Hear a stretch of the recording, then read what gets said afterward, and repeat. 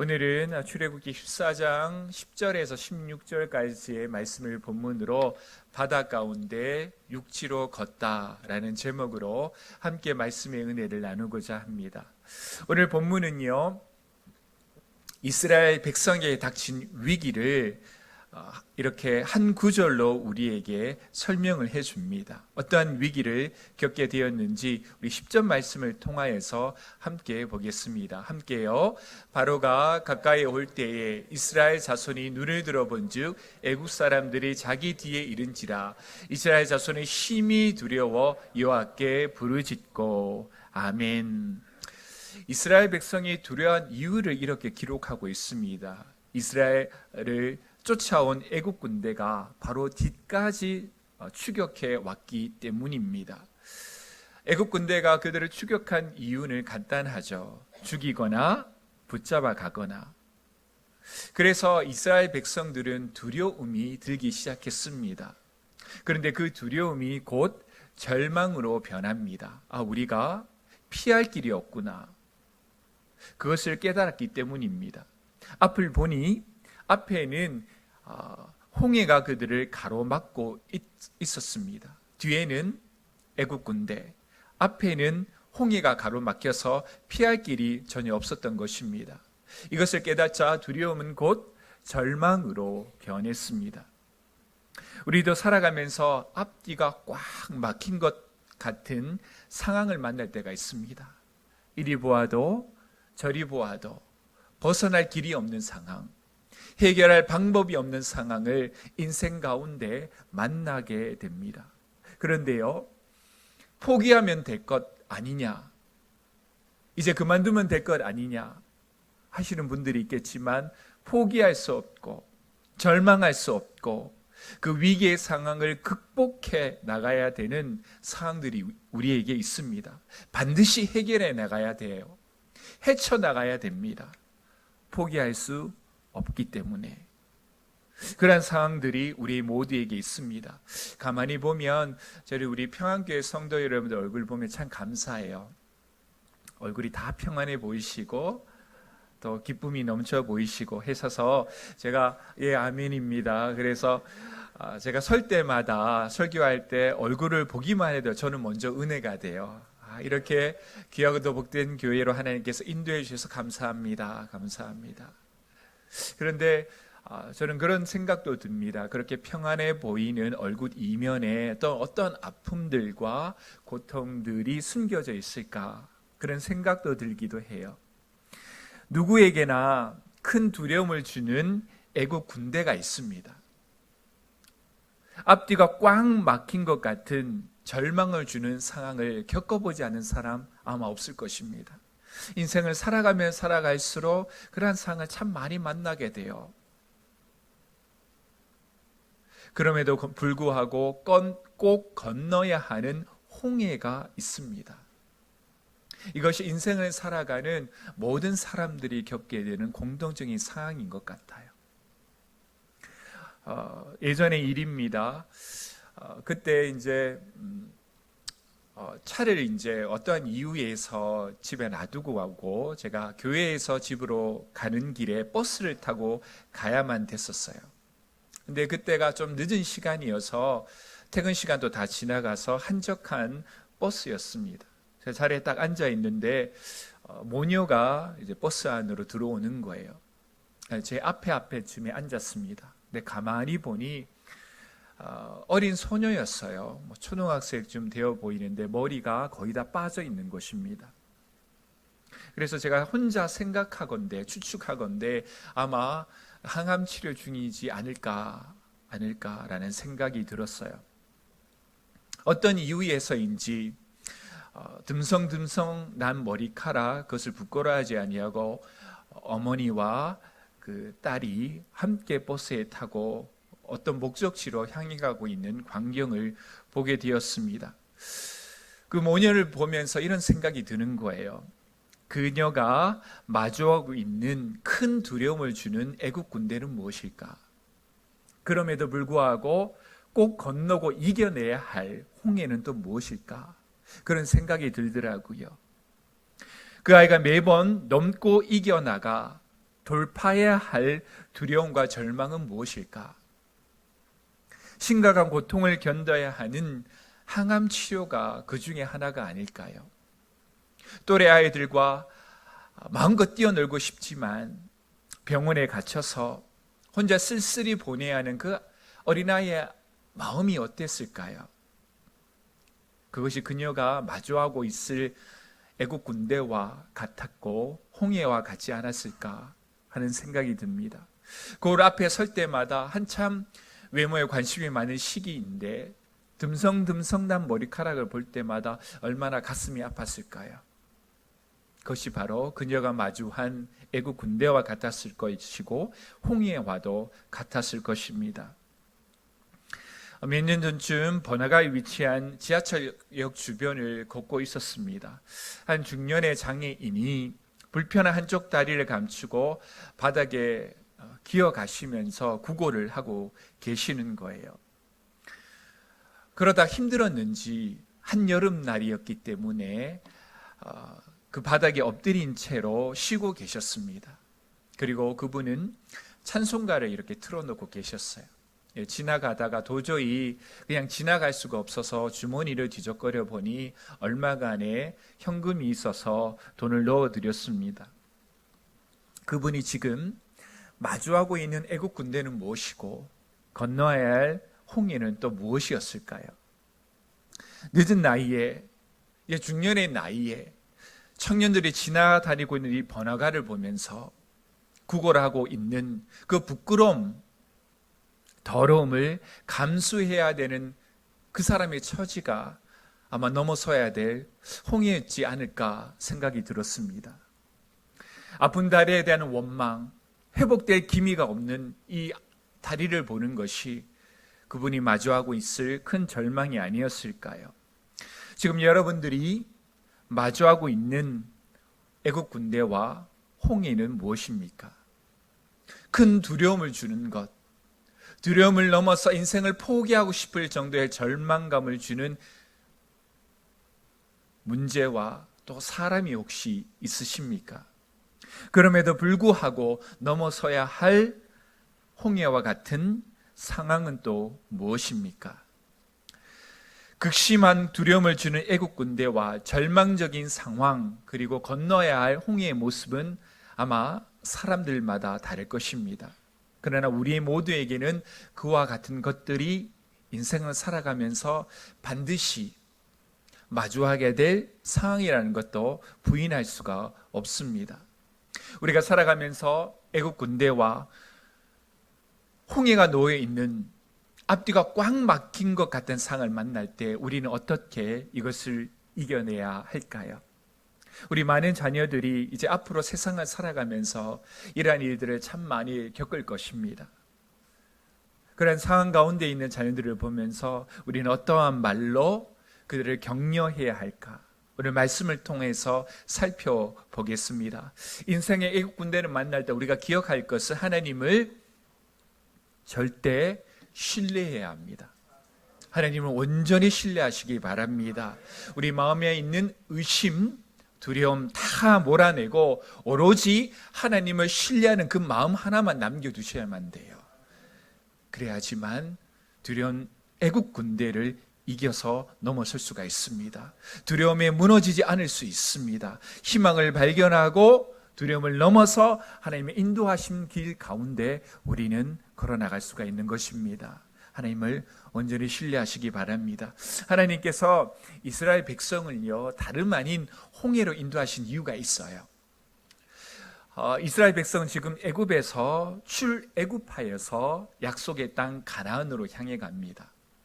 그런데 애굽에서 가나안 땅으로 향해 가는 두 가지 갈래길이 있습니다. 두 가지 방법이 있어요. 하나는 우리 지도에서 보시다시피 파란색 선으로 가는 방법이 있고요, 빨간색 선으로 가는 방법이 있습니다.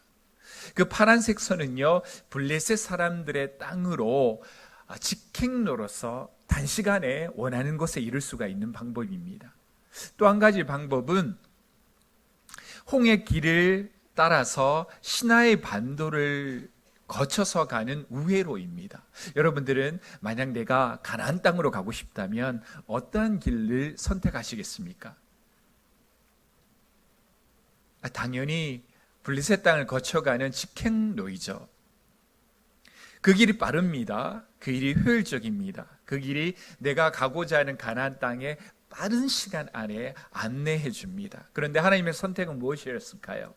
하나님의 선택은 블레셋 땅으로 향해 가는 길이 아닌 홍해 길을 따라서 가는 우회로였습니다.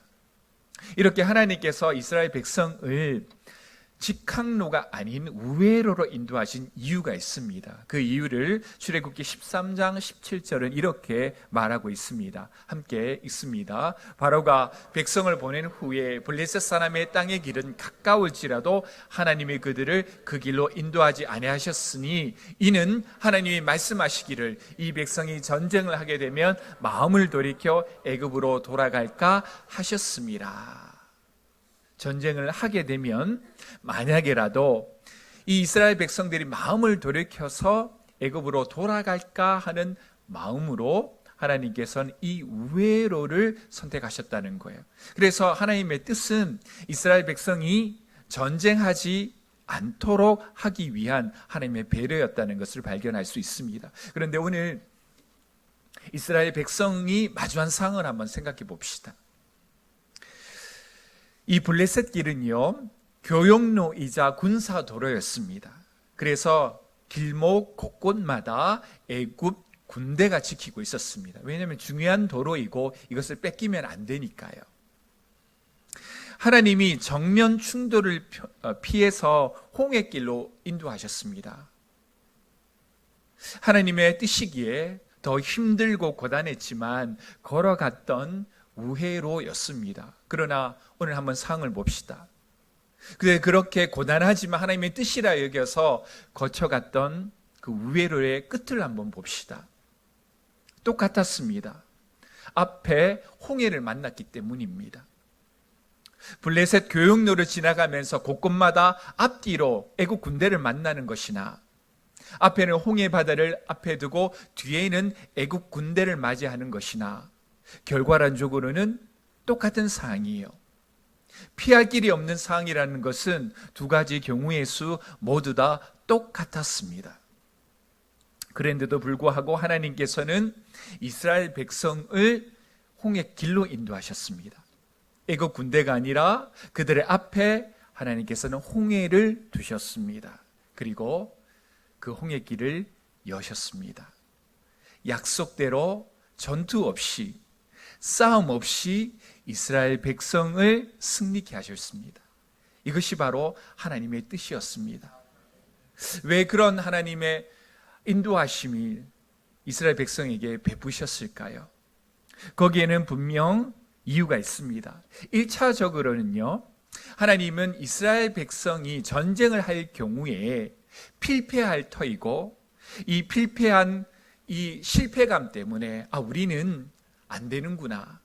역시 우리는 애굽 밑에서 종노릇하며 살아가야겠구나. 이러한 마음으로 다시 되돌아갈까 하는 마음 때문에 하나님께서 이 우회를 선택하셨습니다. 그런데 더 큰 이유가 있어요. 더 큰 이유. 그 이유는 하나님께서는 애굽에서 벗어나 인생 믿음대로 이스라엘 백성들이 살아가기를 원하는 마음이 있으셨기 때문입니다. 그 은혜대로 그 믿음대로 살아가기를 원하는 하나님의 뜻이 있었습니다. 하나님은요, 이스라엘 백성을 바라보시면서 꿈을 갖고 계셨습니다. 어떤 꿈이셨을까요? 출애굽기 19장 6절 말씀에 하나님이 이스라엘 백성을 향해 품고 계셨던 그 꿈이 기록되어 있습니다. 함께요. 너희가 내게 대하여 제사장 나라가 되며 거룩한 백성이 되리라. 너는 이 말을 이스라엘 자손에게 전할지니라. 아멘. 제사장 나라가 되며 거룩한 백성이 되는 것이 하나님께서 이스라엘 백성을 향해 품고 계신 뜻이었고 꿈이었습니다. 단순히 어려움을 피하고 전쟁을 피하는 데 그 목적이 있지 않았어요. 이 사건을 통하여서 하나님은 그들이 믿음대로 살아가기를 원하셨습니다. 그래 하셔서 하나님은 그 백성들을 홍해로 인도하였던 것입니다. 우리가 인생 가운데 하나님께서 우리를 참 사랑하시고 여러분들을 향한 계획과 꿈을 갖고 계십니다. 그것을 믿으시기 바랍니다.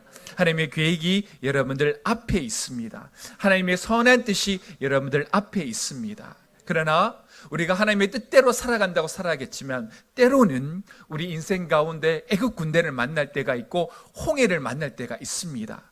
그런데 그것을 만날 때마다 우리는 기억해야만 합니다. 하나님이 우리 향해 품고 계신 꿈에는 변함이 없으시고 우리 인도하실 하나님의 계획은 변함없으십니다. 그럼에도 하나님은 이 일을 통하여서 우리에게 원하시는 것은 무엇일까? 하나님, 이 일을 통하여서 우리는 더욱 굳건한 믿음의 사람이 되기를 원하십니다. 우리는 이 불가능한 상황을 만날 때마다 하나님의 일을 가능케 하시는 발판이 된다는 것을 기억하시기 바랍니다. 불가능한 상황은요, 그것으로 그치는 것이 아니라 하나님은 이것을 발판으로 모든 일을 가능케 하시는 하나님을 우리 삶 가운데 나타내 보여주시기를 원하신다는 사실을 기억하시기 바랍니다. 중요한 것은요, 이스라엘 백성이 갖고 있는 이 두려움의 마음을 제거해야만 해요. 절망의 마음을 제거해야만 합니다. 이것이 끊임없이 그들에게 향해져 있는 하나님의 뜻과 믿음을 뒤흔들었기 때문이에요. 감정은 양면성이 있습니다. 그런데 거듭나지 못한 감정은요, 하나님의 뜻을 막아요. 믿음대로 생활하지 못하도록 우리의 길을 막습니다. 오직 거듭난 감정만이 하나님을 기쁨으로 찬미하며 하나님의 말씀을 감사함으로 받아들입니다. 그래서 우리의 감정도 거듭나야만 해요. 혹시 하나님의 분명하신 뜻인데도 불구하고 상한 감정 때문에 막혀 있는 분들이 계십니까? 두려움 때문에, 상처 때문에, 아픔 때문에 하나님께서 인도하시는 그 길을 걸어나가지 못하고 감정에 막혀 있는 분들이 계십니까? 그 감정이 하나님의 은혜로 다 깨어지기를 원합니다. 막혀있던 그 감정이 해소되기를 원합니다. 단순히 나에게 그 감정이 해소되는 것이 아니라 하나님을 기쁨으로 바라볼 수 있는 믿음의 눈이 열려지기를 원합니다. 그리고 하나님의 일을 기쁨으로 행할 수 있는 그 감정이 회복될 수 있기를 바랍니다. 하나님, 여러분들 혹시 인생을 살아가면서 만나는 애국 군대와 또 홍해 때문에 하나님의 뜻을 오해한 적이 없으십니까? 내게 느껴지는 이 감정 때문에 하나님의 길을 걸어나가는 것을 주저하신 분은 혹시나 없으신지요? 예전에 제가 한 글을 봤는데요, 회사에 순진한 여직원이 있었다고 합니다. 어느 날 퇴근하다가 보니까 갑자기 비가 우두둑 쏟아지는 거예요. 그런데 비가 오지 않는다는 이 일기예보를 들은 터이라 우산을 챙겨가지 않았습니다. 어떻게 가야 될까 고민하고 있던 차에 갑자기 그 여직원 앞에 고급 승용차 한 대가 탁 서는 거예요. 창문을 찍 내려서 보니까 그 회사 사장님이 앉아 있었습니다. 평소에 인자하고 자비롭기로 소문난 사장님이었어요. 그러면서 그 사장님이 여직원에게 타세요 그러는 거예요. 여러분 어떨까요? 좀 부담이 되지 않았을까요? 그런데 달리 방법이 없어서 사장님의 그 호출을 받고 차에 탔습니다. 근데 막상 앉으니까 할 얘기가 별로 없는 거예요. 그래서 오랜 침묵이 흐르다가 사장님이 갑자기 여직원에게 말을 걸었습니다. 맞은가? 근데 무슨 말인지 잘 이해를 못했다고 합니다. 너무 긴장해서. 그래서 아무런 대답이 여직원에게 없으니까 사장님이 한 번 더 물었다고 합니다. 맞은가? 그래서 그 사장님이 그 여직원에게 농담을 건네는 줄 알고 여직원이 나름 재치 있게 대답을 했어요. 제트. 사장님이 맞은가 해서 그러면 제트 이렇게 대답을 했더니 사장님이 그 이야기를 듣고 한참을 웃으시더니 그러면 자네가 막낸가? 우리가 종종 살아가면서 하나님의 뜻을 오해할 때가 있습니다. 때로는 그 오해를 갖게 만드는 것이 많은 경우 내 안에 있는 해소되지 않은 상처와 감정일 수가 있습니다. 하나님의 뜻을 향해 걸어 나가기 위해서 사단은요, 이 감정을 사용합니다. 하나님께서 기뻐하시는 일을 하지 못하도록 나를 감정으로 막아요. 우리는 어떠한 경우에도 진리의 하나님의 말씀이 나의 감정 때문에, 나의 이 상처 때문에 걸어나가지 못하는 일이 없으시기를 바랍니다.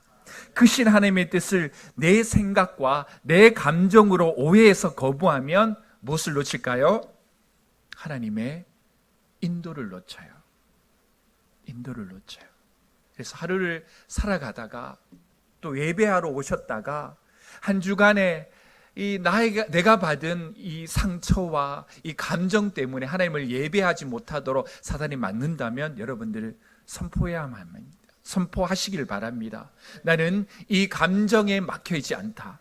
내가 느껴질 이 두려움과 절망 때문에 하나님을 예배하는 일이 중단될 수 없다. 나는 어떠한 경우에도 하나님을 예배할 것이다. 하나님을 찬미할 것이다. 어떠한 경우에도 나는 하나님을 100% 신뢰합니다. 감정을 열고 하나님을 바라볼 수 있는 이 마음 열어주시옵소서. 하나님을 바라보시기 바랍니다. 두려움과 절망 때문에 주저앉아서 하나님께서 나에게 주신 그 기회를 놓치지 마시기 바랍니다.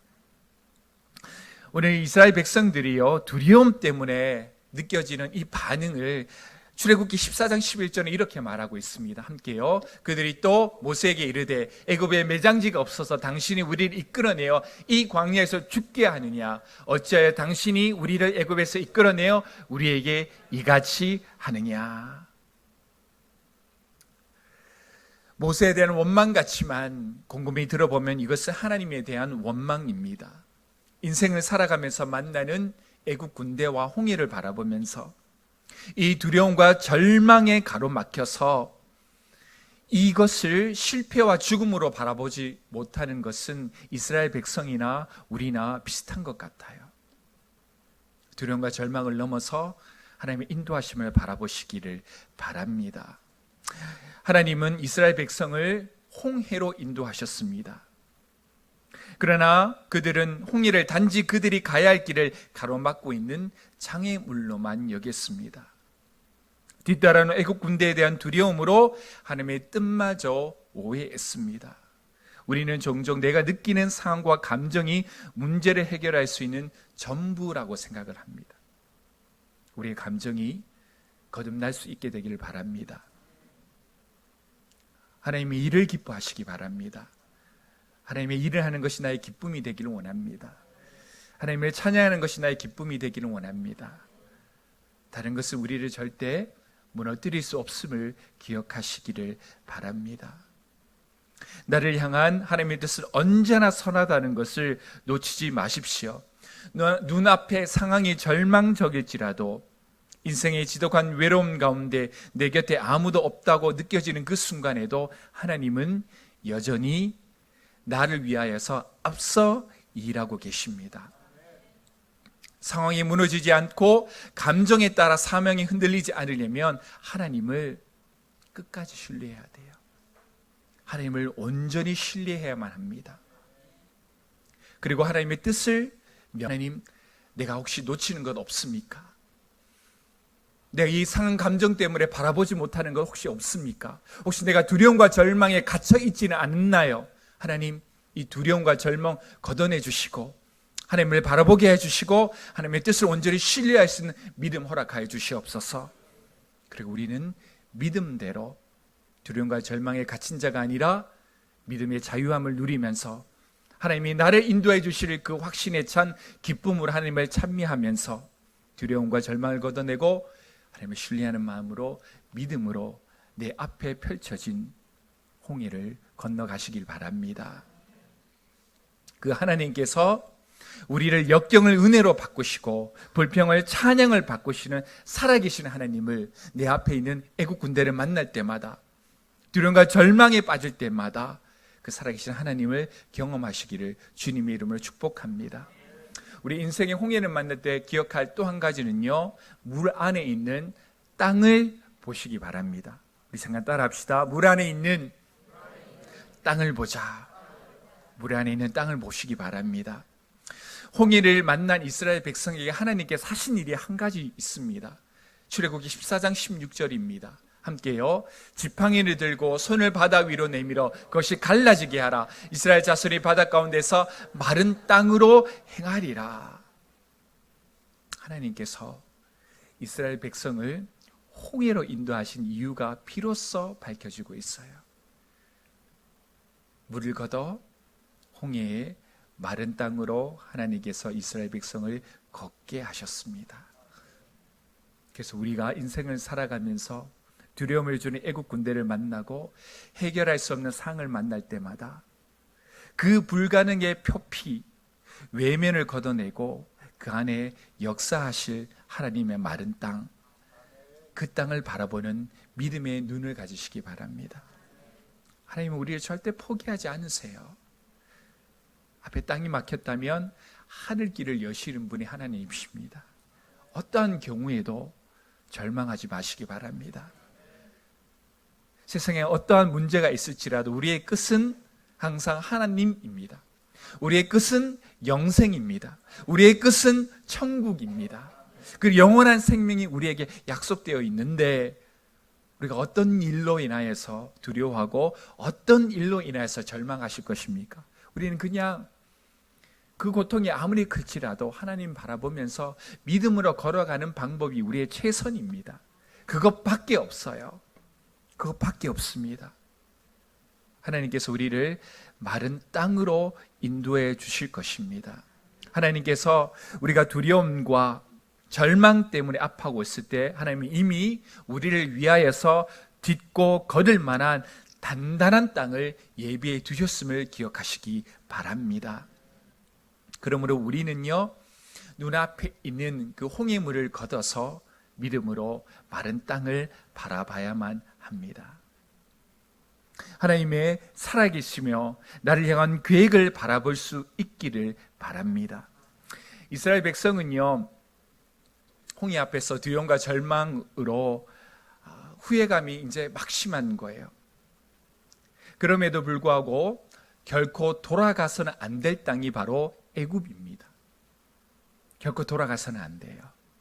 결코 돌아가서는 안 됩니다. 애굽 땅은 세상을 상징합니다.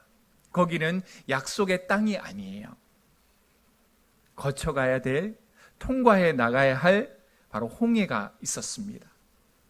그럼에도 불구하고 그 홍해에 가로막혀서 그들은 다시 세상으로 돌아가려고 했던 것입니다. 그 두려움 때문에, 그 어려움 때문에 그 길을 돌이키려고 했습니다. 하나님은요, 이스라엘 백성을 가장 극심한 상황으로 몰아가시고 살아계신 하나님께서 너를 위하여서 마른 땅을 예비해 두셨다는 것을 바라볼 수 있도록, 경험할 수 있도록 그들을 인도하여 주셨습니다. 하나님은 홍해 앞에 선 이스라엘 백성에게 홍해를 열어 마른 땅으로 걷게 하셨습니다. 인생의 홍해를 만날 때 나에게 절망을 주는 넘쳐 흐르는 물을 걷어내시기 바랍니다. 그러면 그곳에 우리가 보지 못했던 마른 땅이 기다리고 있을 줄 믿습니다. 혹시 전 축구 국가대표인 이영표 집사님이 성공은 성공이 아니고 실패가 실패가 아니다라는 책을 이렇게 내셨어요. 참 제목만 봐도 은혜가 되는 책입니다. 이 책은요, 읽다 보면 그 속에서 이영표 집사님이 2002년도 월드컵 때 겪었던 신앙의 간증의 내용이 나옵니다. 혹시 여러분들 기억하시는지 모르겠지만 이영표 집사님이 조별 예선전에서 3차전 때 비로소 출전한 것 혹시 아시나요? 1차전, 2차전 때에는 이영표 집사님이 경기에 출전하지 못했습니다. 그 이유가 있었어요. 뭐냐면 이렇게 연습을 하다가 부딪혀서 넘어졌는데 근육이 12cm 찢어져서 6주 진단, 온전히 회복될 때까지는 3개월이 걸린다는 이야기를 들었어요. 3개월. 월드컵 다 끝나면 나을 수 있습니다. 라는 진단을 의사에게 받습니다.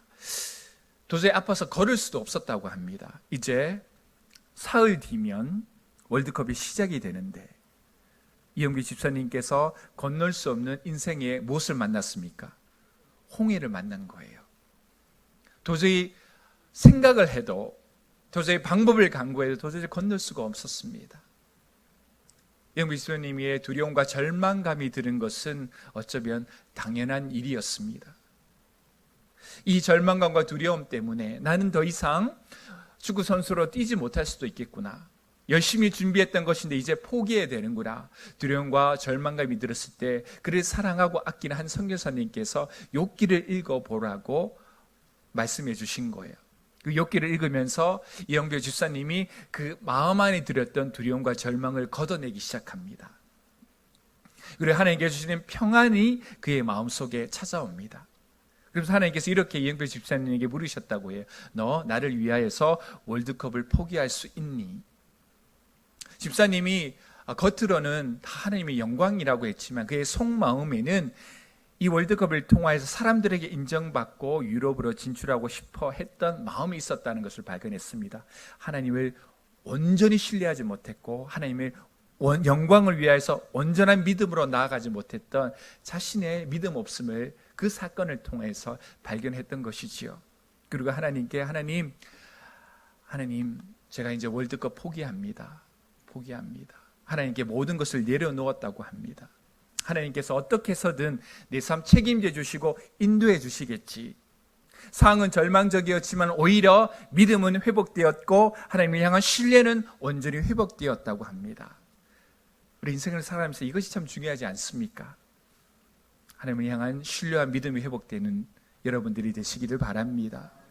그런데요, 그 이후에 다음 날에 그 응답을 받은 후 다음 날에 히딩크 감독을 만났는데 예상외로 이영표 선수를 빼지 않겠다고 합니다. 그 포지션에 다른 선수 넣으면 되잖아요. 감독이라면 그래야만 되는데 6개월간의 진단을 받았는데도 불구하고 이영표 선수를 빼지 않겠다고 했다고 합니다. 그리고 치료사가 2명이 있었는데 1명을 전남으로 맡아서 이영표 집사님을 치료해 주었다고 합니다. 그런데 다음날 신기하게도 다리가 아프지 않았다고 해요. 그리고 목발 없이 걸었고 사흘 뒤에는 뛰게 되었다고 합니다.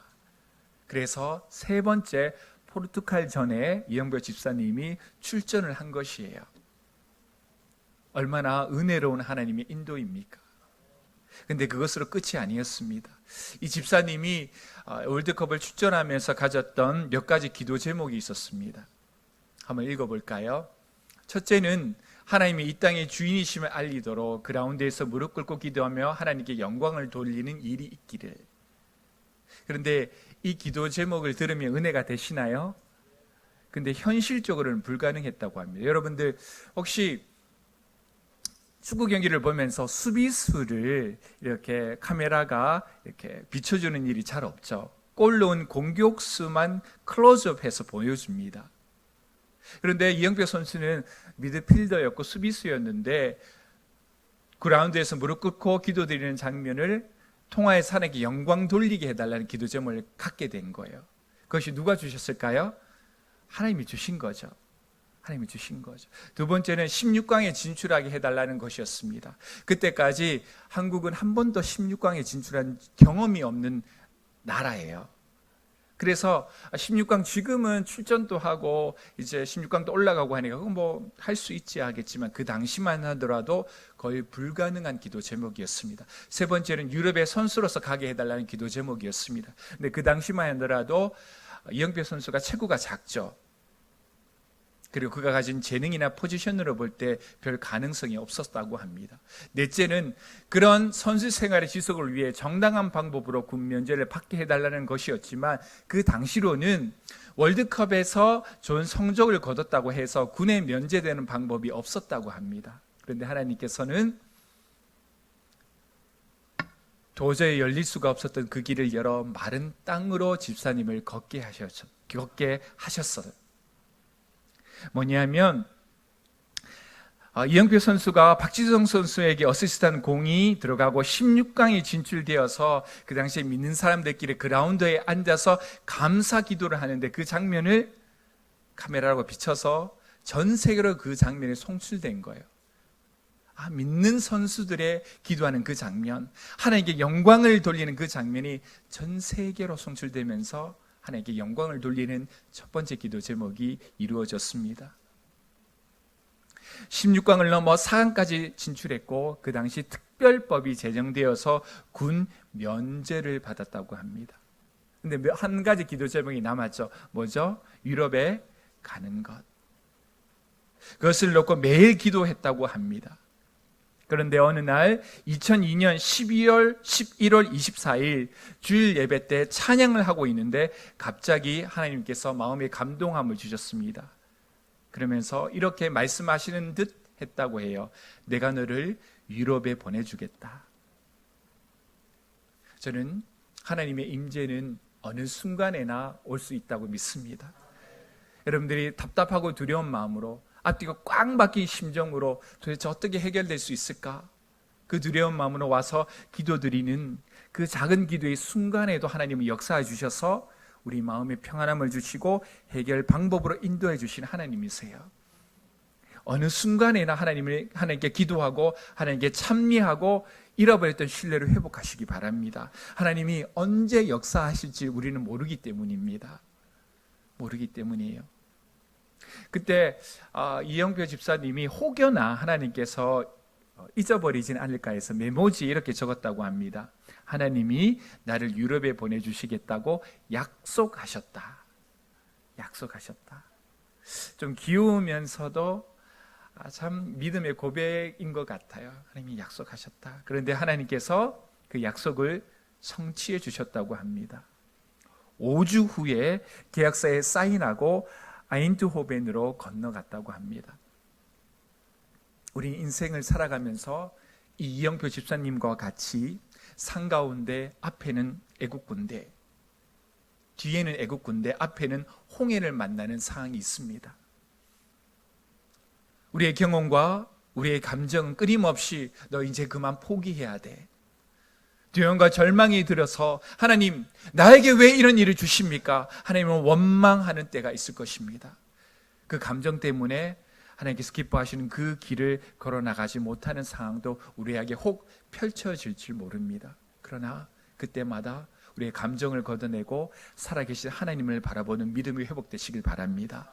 하나님은요 우리를 지금도 바라보고 계시고 우리를 선한 계획 가운데 우리를 인도하고 계십니다.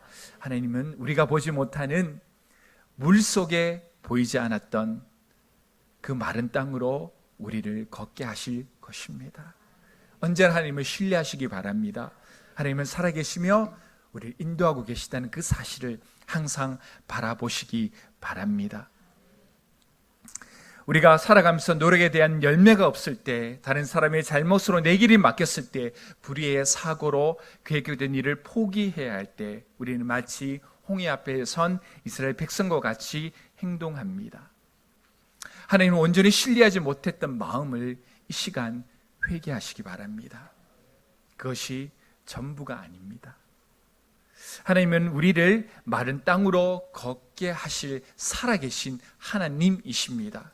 고린도전서 10장 13절 우리 함께 큰 목소리를 읽습니다. 사람이 감당할 시험 밖에는 너희가 당한 것이 없나니 오직 하나님은 미쁘사 너희가 감당하지 못할 시험 당함을 허락하지 아니하시고 시험 당할 즈음에 또한 피할 길을 내사 너희를 능히 감당하게 하시느니라. 아멘. 이것이 우리의 믿음이 고백이 될 줄 믿습니다. 두려움과 절망 때문에 포기하는 것이 아니라 하나님 이를 감당하는 자로 나를 이렇게 세워주시옵소서. 하나님 산 가운데 나를 인도하여 주시고 하나님을 온전히 신뢰하게 해주시고 내 마음에 혹여나라도 두려움과 절망과 감정 때문에 하나님을 바라보지 못하는 마음이 있다면 그거 다 걷어내 주시옵소서. 걷어내 주시옵소서. 기도를 통해 버리게 해주시고 그 마음을 미워하고 온전히 하나님을 찬양하는 그 기쁨의 마음만 나에게 허락하여 주시어서 삶의 앞뒤가 꽉 막힌 상황이라 할지라도 주님을 바라보면서 믿음으로 담대히 걸어나갈 수 있는 우리 인생이 되게 해달라고 항상 그 마음으로 그 뜻으로 인생의 애굽 군대와 홍해를 만날 때 그 길을 헤쳐나가며 마른 땅으로 걸어나가는 모든 평양교회 성도 여러분들이 되시기를 주님의 이름으로 축복합니다. 아버지 하나님, 주 안에서 참으로 사랑하는 평교회 성도 여러분들을 기억합니다. 그러나 그 인생 가운데 큰 두려움을 주고는 애국 군대를 다 만나게 되고 두려움을 넘어서서 절망에 빠지는 일들이 생기며 어떻게 건너야 할까? 하나님 어떻게 건너야 합니까? 어떻게 해결해야 됩니까? 우리 절망에 빠지는 홍해 바다가 앞에 놓인 경우가 너무나도 많이 있습니다. 하나님 우리를 불쌍히 여겨 주시옵소서. 그럼에도 불구하고 두려움과 절망의 눈, 절망의 감정을 걷어내고 하나님을 바라보는 눈 허락하여 주시옵소서.